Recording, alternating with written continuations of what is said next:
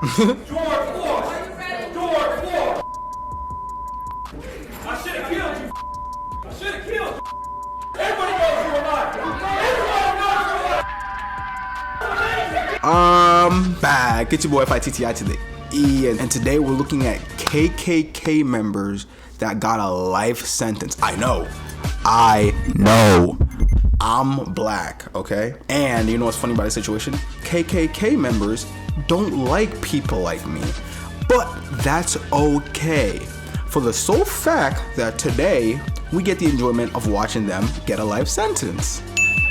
So make sure to watch till the end of this video. Watch the whole video. Right, man, let's just jump into the video. Like, what am I waiting for?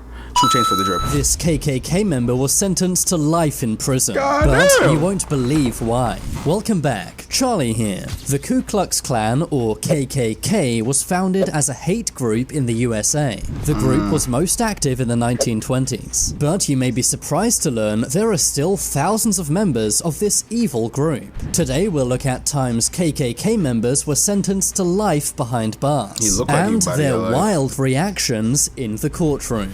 First, we have to look at Edgar Ray Killen. Edgar Ray Killen was a prominent KKK member. In 1964, he planned the murder of 3 people. Andrew Goodman, Michael Schwerner, and James Chaney had their lives ended. Man, what the hell? Them niggas wasn't even black. Bro, tell me how it was one black man that got murdered out of all 3 of them. The 3 victims were civil rights activists. They were participating in the Freedom Summer of 1964. This was a big civil rights protest in Mississippi. The 3 men had just visited the victims of the burning of a black church. But that's when a KKK member who worked for the police arrested the men. The police said they were speeding, but there was no proof. After the men were released from jail, their car was tailed by the KKK. The KKK then forced their car off the road, and then shot the 3 activists inside, sadly ending their lives. The men were found 44 days later buried in a dam. Shockingly, at the time, the state of Mississippi refused to prosecute any of the men responsible. But in 1967, 18 men were arrested for the incident. This included the KKK leader Sam Bowers, as well as the sheriff and also Edgar Ray Killen. Most of the men involved were sent to prison, except Edgar Ray Killen. He somehow got away with the crime, or so he thought. But many years later, a reporter named Jerry Mitchell was investigating the incident. He found new witnesses, and found new evidence that Edgar Ray Killen was involved, including the fact that he planned these killings. In 2005, at age 80, Killen was arrested once again. The case went to court. He was found guilty for the crimes and was sentenced to 60 years in prison. Given that he was 80 at the time, this of course meant a life sentence. Edgar Ray Killen passed away in 2018 while behind bars. It's a shame justice was only served 40 years after the crime, but although late, at least justice was served. And you see, that's the crazy part about the legal system, is like,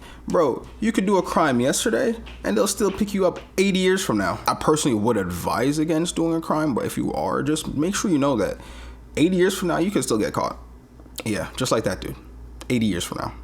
So be smart with what you guys do. Please, please, please be smart. Don't be dumb.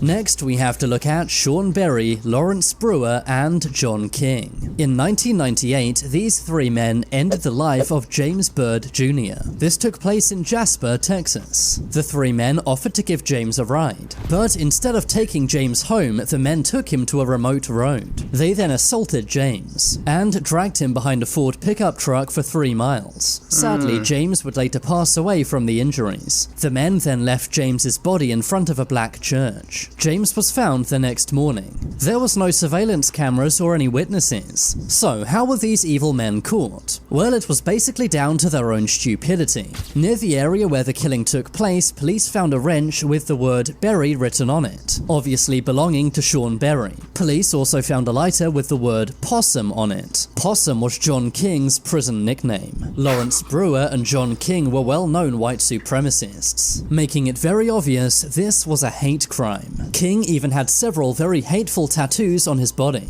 including the logo of a hate group named the Confederate Knights of America. A judge found Sean, Lawrence, and John all guilty for James's murder. In 2011, Lawrence Brewer was executed by injection, and in 2019, John King met the same fate. Sean Barry was sentenced to life in prison, but could be out as early as 2038.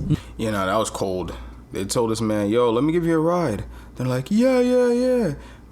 Assaulted him, then dragged him in a car for like 3 miles. What? That's crazy.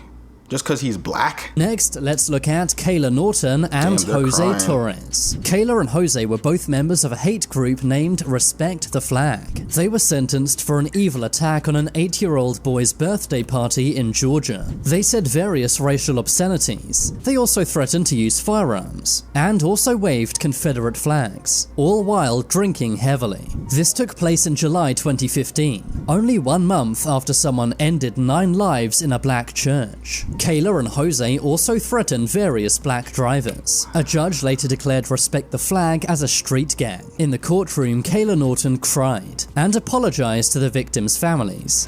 I would never walk up to you and say those words to you, and I'm so sorry that happened to you. Jose Torres was also seen crying. In the end, Jose Torres was sentenced to 13 years in prison. Kayla Norton was given 6 years in prison for her part. They were also both banned from entering Douglas County ever again. Alright, one thing I will say is that they didn't kill the 8-year-old boy. They actually just assaulted his party, which, in my opinion, is stupid. Like, let the boy have his little fun. What are you doing? And then once they get arrested, when they cry like, I would never do it. Like, shut up, bro. You literally just assaulted this boy. Next, we have to look at Jeremy Christian. In May 2017, Jeremy was on a train in Portland, Oregon. That's when he had a massive freakout. He started making very racial remarks and threatening many passengers on the train. Taliesin Namkari Mesh and Micah David Cole Fletcher stepped in. They told Jeremy to calm down and stop making hateful remarks. But that's when Jeremy pulled out a knife, stabbing both men along with another passenger named Ricky Best. Micah thankfully survived, but Taliesin and Ricky sadly both passed away. Jeremy Christian then ran away. He was soon arrested and went to trial. The surviving victim, Micah, said that he has nightmares every night, just proving the lasting effects of Jeremy's evil crimes. In the end, Jeremy was given 2 life sentences plus 51 years, with 0 chance of parole, meaning this dangerous and hateful man will never be released from behind bars. That's probably a good thing, seeing as he had a major freakout in court.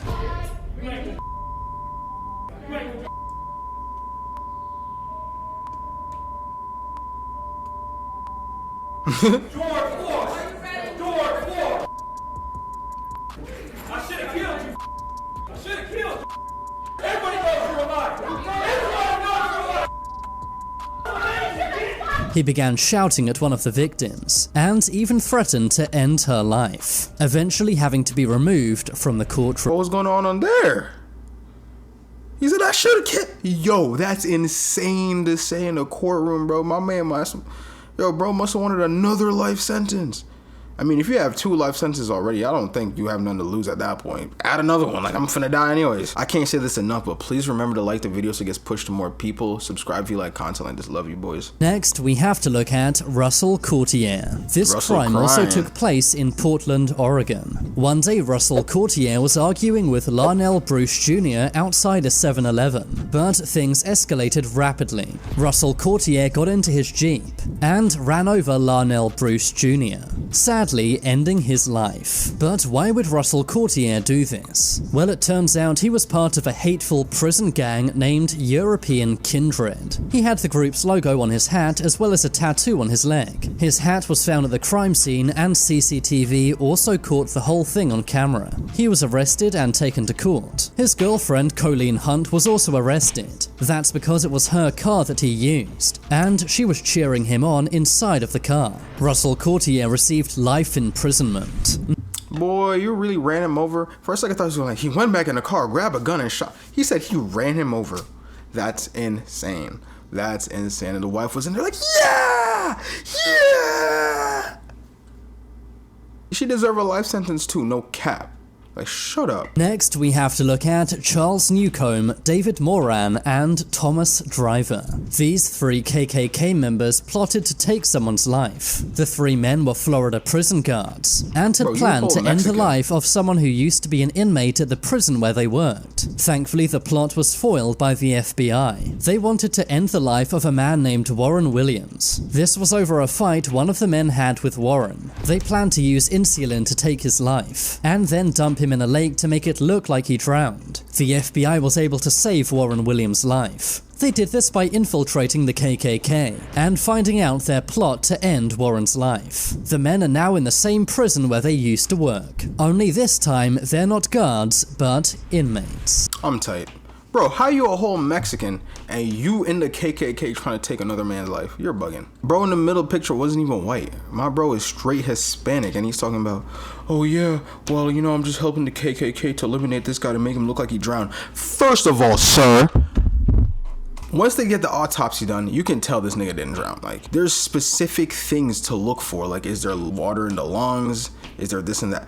Bro, they're gonna look at that shit and be like, bro, first of all, this nigga didn't drown, someone killed him, and then you're gonna get caught anyways. Like, be smart, bro. Finally, let's look at Harry Rogers. Harry Rogers was the president of the Virginia KKK. In 2021, he was sentenced to 5 years in prison. This was for driving his truck through a crowd of protesters. The protesters had gathered to protest the killing of George Floyd. That's when Harry Rogers drove his truck into many people. Thankfully, no one passed away, but there were various injuries. He pleaded guilty to 3 counts of assault, 1 count of destruction of property, and 1 count of hit and run. Footage later emerged of Harry at Klan member meetings, showing that what he did was by no means a mistake. Although he was sentenced to 5 years, some said that wasn't enough. That's because if Harry was driving his truck any faster, people could have easily lost their lives. Yeah, nah, Harry was a little bit slow, I'm not gonna lie to you. Like, I mean, at least, I'll say this, at least for the last one, no one died. And that wasn't even a life sentence. He got 5 years. Bro got 5 years in prison for that. It's only because he didn't kill anyone. If one person died, that would have been a life sentence. But he didn't kill anyone, so lucky for him. But anyways, thank you guys for watching. If you guys like this video, you guys would definitely like this video. It's creepy glitching the Matrix TikToks. This is actually a really fire video. So click this video right here. Trust me. Trust me. Please like the video. Peace out, boys.